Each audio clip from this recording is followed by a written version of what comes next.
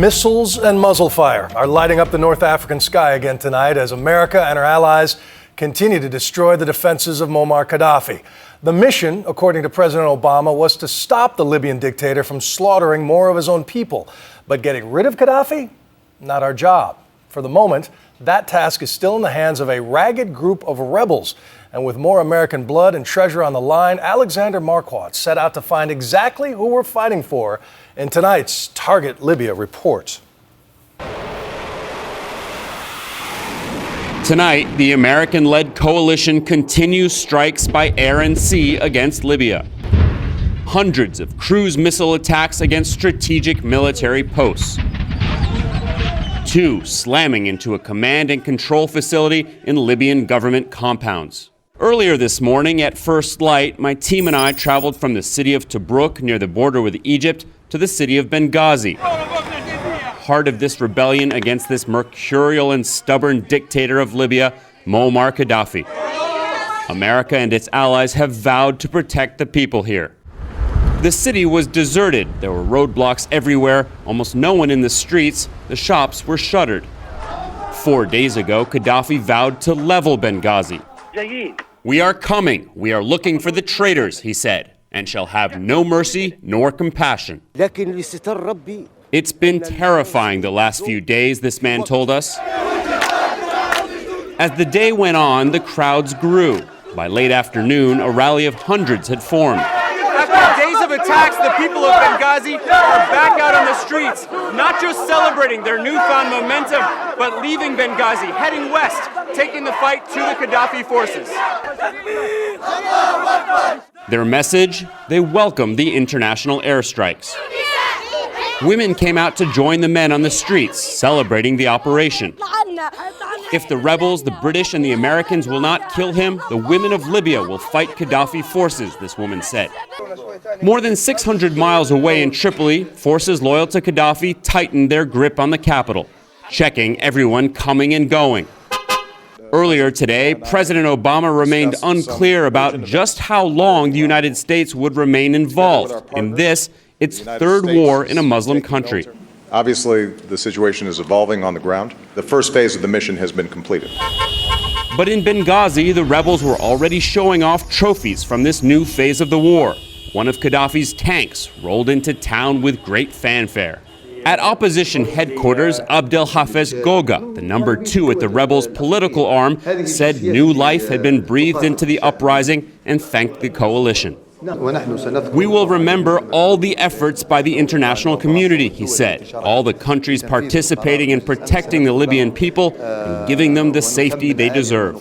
Goga, a former human rights lawyer, was unfazed when asked about the doubts the U.S. has about him and his colleagues. You understand that there's a lot of apprehension in the United States. The government feels like they don't know you very well. Yes. "We really do understand American fears," he said, assuring us they want democracy with political parties, a new constitution, and elections. But Americans, after all, know very little about the Libyan opposition movement. And the truth is, several of their leaders were just last month still members of the Gaddafi government. The head is this man, Mustafa Abdel Jalil. Before the rebellion, he was Gaddafi's justice minister. He quit just days into the uprising when Gaddafi ordered violence against his own people.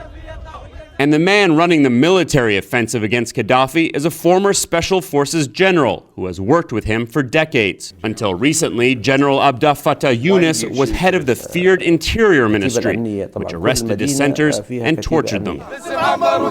Now he leads a ragtag, disorganized force of mostly undertrained, under-equipped volunteers. Until the coalition stepped in, they were facing Gaddafi's far superior firepower with small and outdated weapons. There has been a lot of death. In Benghazi, we were approached by a father trying to find his 27-year-old son. He lost his 30-year-old son in recent clashes. He showed us his photo on the martyr wall, dedicated to those who have died in this uprising. "We hope this will stop," he said.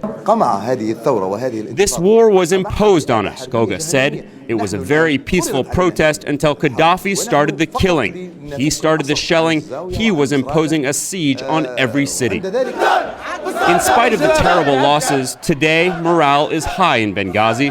The intervention by the U.S., France, Britain, and the Arab countries have lifted their spirits. But the rebel forces have their eye on the ultimate prize: Gaddafi's capital, their capital, Tripoli, and the overthrow of Colonel Muammar Gaddafi.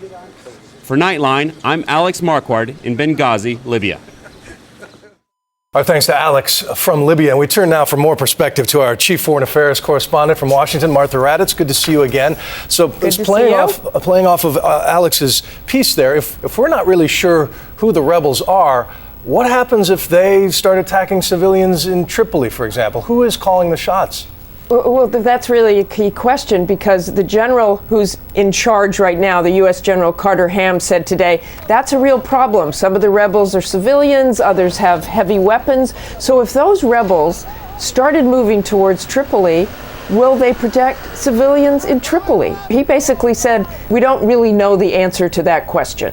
And is General Ham ultimately the man in charge at this moment, and how long will that last? He's the man in charge this moment, but what he basically does is kind of like a pickup basketball game. You got the British, you got the French, and they've all got their different ideas about what they'll do in Libya. In fact, the first day this started on Saturday, the U.S. really didn't know the French were sending up fighter jets before the cruise missiles were launched. So you've got Carter Ham sort of organizing, say, let's put aircraft over here, the French go over here, the British go over here, but then they individually seem to be deciding what it is they will do. There's no real leadership of the whole theater there.